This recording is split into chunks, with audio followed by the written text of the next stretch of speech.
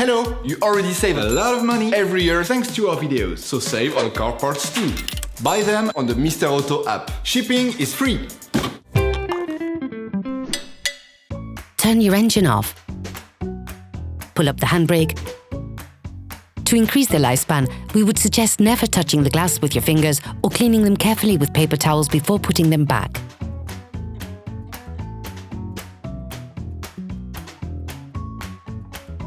Pull on the bonnet release lever and open the bonnet.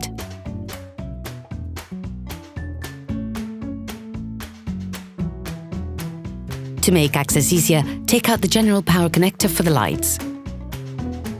Take off the plastic covers to access the bulbs.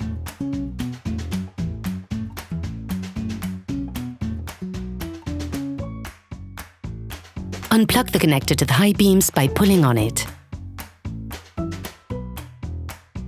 To unscrew the bulb, you must simultaneously push inwards and pull to the right. This will free the hook from the holding spur. Pivot the hook downwards, then remove the bulb. When putting a new bulb back in, you must carefully check how you hold it. Depending on the model, find the location of the keyed connection. As you're inserting it, you must hold it with one finger while another searches for the hook to slip it back into position. Reconnect the connector.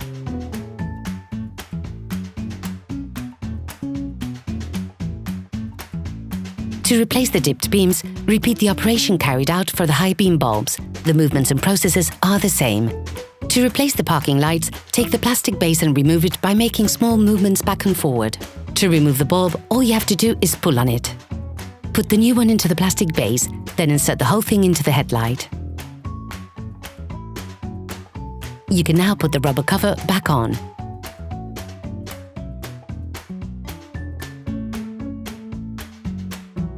Indicators are a little difficult to access. Hold the tab with the ends of your fingers and turn it towards the left. To remove the bulb, press on it and make a quarter turn. Do the same but in reverse when putting the new bulb back in.